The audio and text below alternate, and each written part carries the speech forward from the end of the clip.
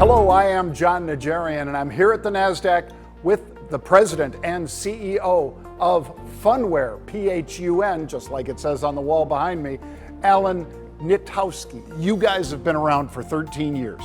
I remember first sitting with, is it your CFO, Randall Crowder? Our COO, yes. COO, Chief Operating Officer, Randall Crowder. Fabulous guy, and I was so impressed by what you guys were doing, because you're all about taking control of your data rather than letting Meta and Google and Apple and anybody else who's in tech keep your data and monetize it. Now you can monetize it through loyalty and rewards with Phunware. Tell us a little bit about the company.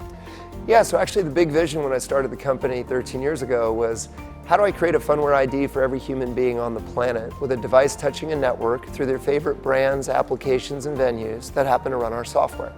So we set out to create an enterprise cloud platform for mobile, which we call MaaS, or multi-screen as a service. And what we wanted to do is to provide all the functionality that people needed to engage, manage, and monetize large global audiences on Apple iOS and Google Android.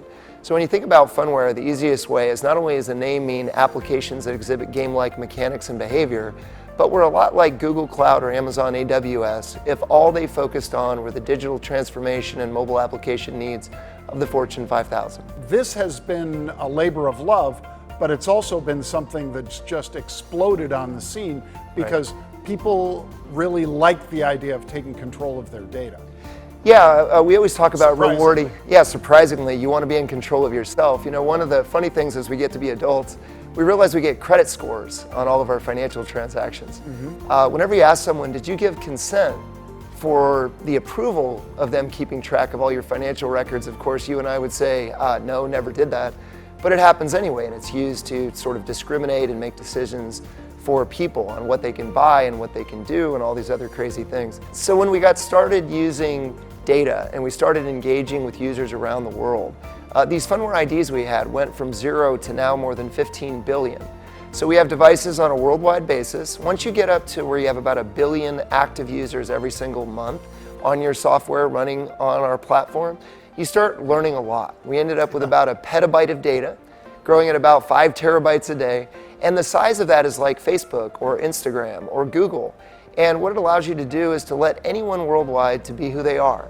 If you want to share openly because you love Starbucks and you want to, get all their loyalty and rewards program, that's great. If you go to Home Depot and you say, hey, I really don't want to share anything about me because I'm not a contractor, you have that right too.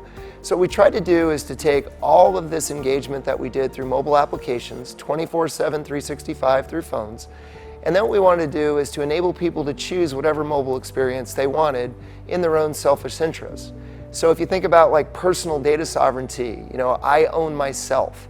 I can control who do I share with, who do I not share with. And if I share, then guess what? I should be rewarded for that sharing directly. And rather than brands just shooting out money for marketing and advertising, 50% of that money, they have no idea which side of it's being wasted. But they're frustrated because they know the users aren't necessarily real. And then they're spending money and they have no way to audit that spend to know what's the real ROI. Are these bots? Are these real people? And what we do is take a bunch of real users connected to real brands, have authentic, genuine interactions, and then use that information so that everybody can benefit. And what we found is that the take rate, to your point, that's very attractive when people realize with Facebook and Google that we are the product. When the product is free and you don't know who the product is, it turns out it's you. So what we wanted to do is to take all that enterprise software, add loyalty and rewards to it, and then help our brands continue to engage and manage and monetize these audiences in a way that both sides trusted. And that's where we brought in blockchain, because blockchain gives you an open, transparent ledger of every interaction, and then you don't have to worry about anybody misrepresenting what really happened. Right. Well, so for instance, there I am on the beach at the Atlantis, and I decide, because this phone is going to connect to something unless I stop it. Right.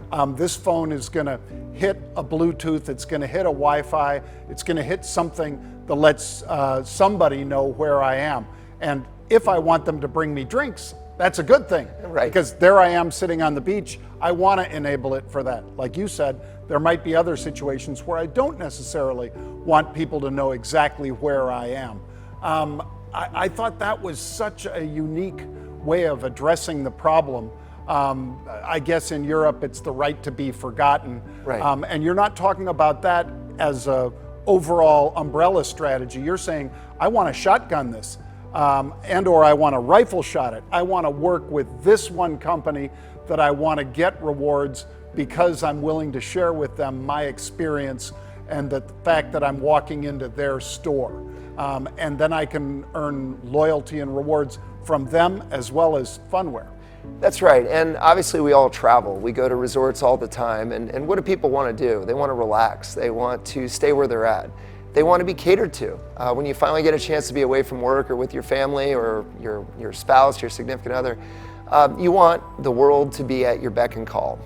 And so when you go to a place like Atlantis in the Bahamas, we lit up every square inch of the island.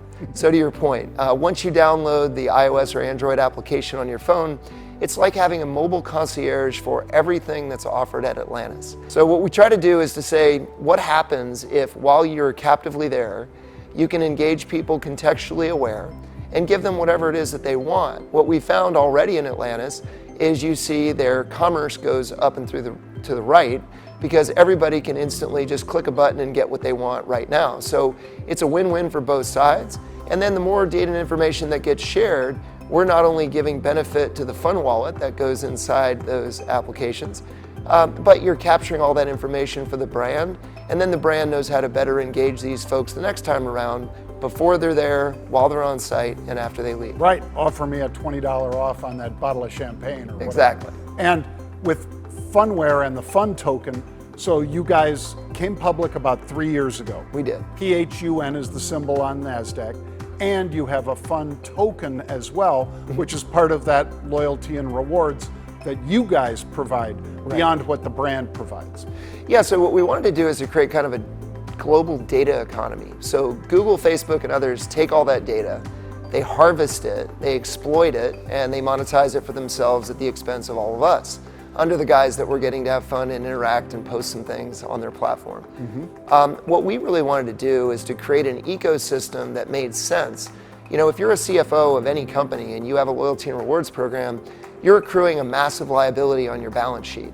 Now, until you or I use that benefit for free flights or for travel or for merchandise or any other kind of experience, they have to hold that liability, and then we have to wonder if we're going to get the true value of what we earned by the time that we redeem it. So what we've done is we've solved multiple things at the same time. If you're the CFO, you can offload that accrued benefit into a Phun wallet. When you as a user take possession of your accrued benefit, that liability dissolves from the CFO's balance sheet. This helps with their bank covenants, this helps with their balance sheet, and then similarly on the flip side, now you and I as users get the benefit of that. We have a Phun wallet that allows you to keep both Phun coin and Phun token. Why do we have two? Phun coin is your digital identity. That is all the demographic information about yourself, your interests, and what you want to share. Phun token, however, is about how do you engage with brands on a one-to-one basis? What do you do for that profitable behavior? Did I fill out a survey? Did I go to somewhere and check in the physical world?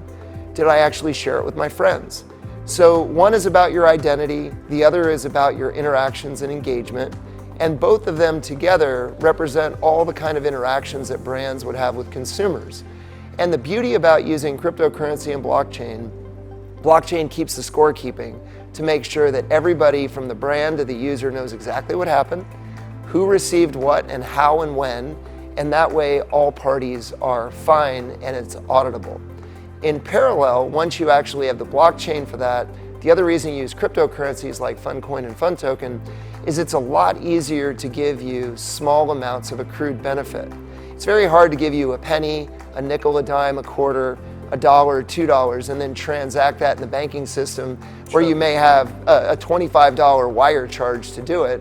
What we want to do is allow you to use cryptocurrency because you can have very small units, you can actually custody it, you can exchange it for gift cards, products, services, experiences, or you could actually sell it and put it out into the ether, just like you would do on any other sort of cryptocurrency. You may not have heard of Phunware originally, but these were the things that ran NFL Mobile, CBS, NBC Sports, the Summer and Winter Olympics, WrestleMania, like the favorite things that you've ever done. I think we've done all top 10 of the live events, biggest ones in the world. This year, obviously, will be the Men's and Women's World Cup. You know, Formula One, all these things that we love and use. We were the software that sat inside many of the applications to enable those experiences. We're the first company in the history of the world on NASDAQ or the New York Stock Exchange to issue its own cryptocurrency. You know, there are people like MicroStrategy, Square, Tesla that buy Bitcoin and put it on the balance sheet, great. There are other companies that mine it like Riot, and they go out and they actually do that. But we're the first and only that's ever actually issued a cryptocurrency. And of the 20,000 crypto projects worldwide, I know we're one of that 20,000. We're the only ones. We have a doxed board, a docs management team. Transparency. Exactly. We have everything you could want. We have full audits. We have public filings with the SEC and EDGAR. We're in full compliance with NASDAQ and FINRA. We don't run from that. We think that that's open and transparent and authentic and genuine. And we believe that we can separate, you know, there's Bitcoin and then there's crypto. And within crypto, there's Phunware and there's kind of everything else. And so I don't like seeing people lose money. I don't like seeing them scammed or rugged or all these things that are happening in very innovative space, which is what crypto and blockchain are. But what we want is to say, do it like us. We want the SEC and regulators to say, be like Phunware. It's okay to do this, but we want you to do it responsibly.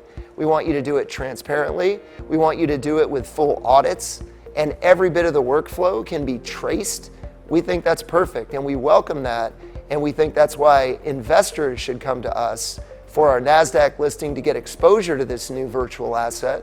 We think this is why people who want to own captively those virtual assets, we give them the ability to buy them or to earn them through their engagement and behavior.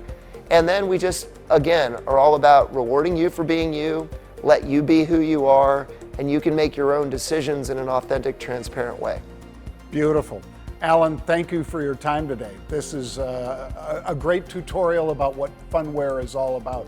Folks, make sure you check it out. PHUN, trades here at the NASDAQ, full transparency, EDGAR, all the stuff that Alan was talking about. PHUN, Phunware.